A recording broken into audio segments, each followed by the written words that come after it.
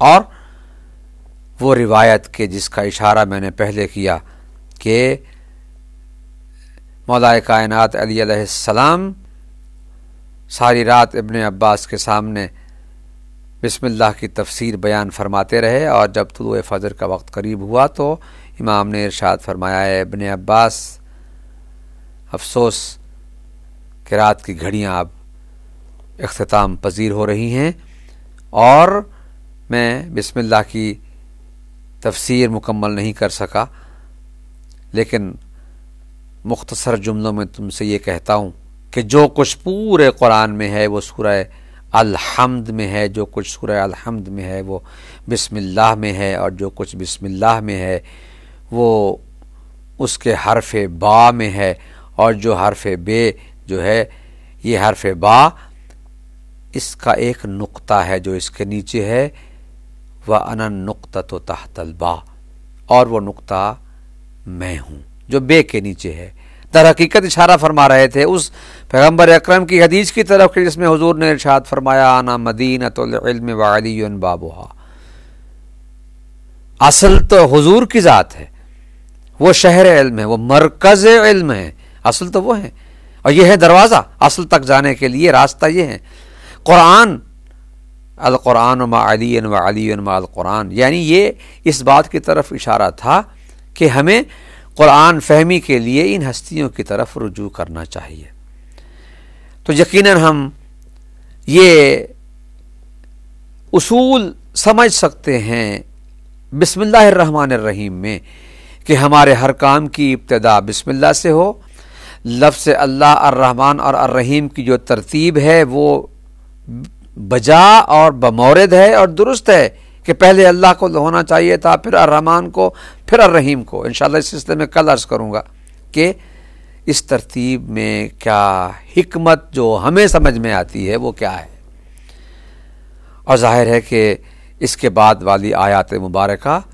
الحمدللہ رب العالمین سے والضالین تک ہمیں ایک اصول زندگی بتا رہی ہیں، آئین حیات بتا رہی ہیں، اور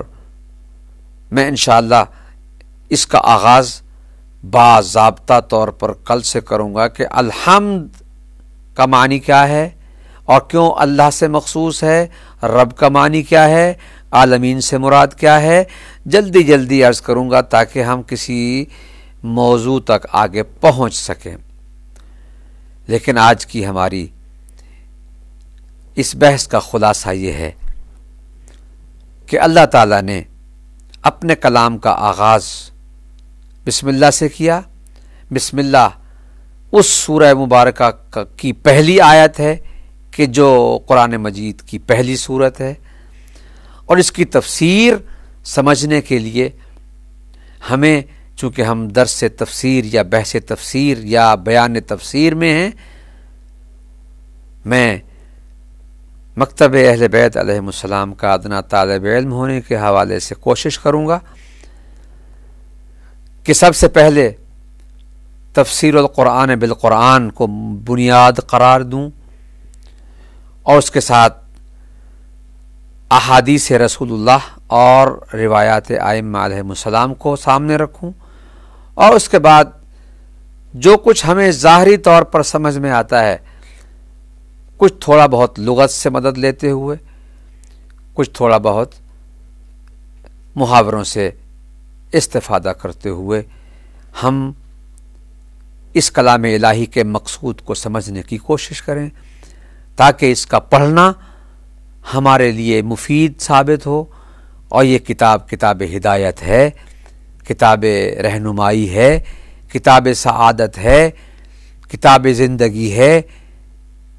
لہذا اللہ کا کلام ہے۔ اپنی طرف سے کچھ مطلب کا تعین کرنا کہ اس کا مطلب یہی بنتا ہے، یہ درست نہیں ہے، یہ ہمارا کلام نہیں ہے، ہم تو ایک دوسرے کا کلام بھی نہیں سمجھ سکتے۔ شاعر اگر کوئی شعر کہتا ہے تو ہو سکتا ہے کہ اس کا مقصود کچھ اور ہو اور ہم کچھ اور سمجھے بیٹھے ہوں، یا کوئی نثر لکھنے والا، تو ہم کلام الہی کو کیسے متعین طور پر کہہ سکتے ہیں کہ بس اس کا معنی یہی ہے؟ تو انشاءاللہ آئندہ پروگراموں میں ہم کوشش کریں گے کہ کلام الہی کو سمجھنے کے لیے ان اصولوں کی طرف رجوع کریں، ان اصولوں سے مدد لیں جو خود پیغمبر اکرم صلی اللہ علیہ وآلہ وسلم نے ہمیں بتائے ہیں اور بیان فرمائے ہیں اور خود اپنائے ہیں۔ میں انشاءاللہ یہ بھی بیان کروں گا کہ تفسیر قرآن خود رسول اللہ نے کی، ائمہ اہل بیت علیہم السلام نے کی، اور مقتدر، منتخب اور پسندیدہ صحابہ کرام رضوان اللہ تعالی علیہم نے کی، کہ جنہوں نے پیغمبر سے سنا اور امانت کے ساتھ اس کو ہمارے سامنے پیش کیا۔ انشاءاللہ خداوند عالم ہمیں اپنے کلام کی صحیح تفسیر سمجھنے کی توفیق عطا فرمائے۔ اسی بیان کے ساتھ کل پھر 8 بجے اپنے اس سلسلہ بیان کو آگے بڑھانے کے لیے حاضر ہوں گے۔ والسلام علیکم ورحمۃ اللہ وبرکاتہ۔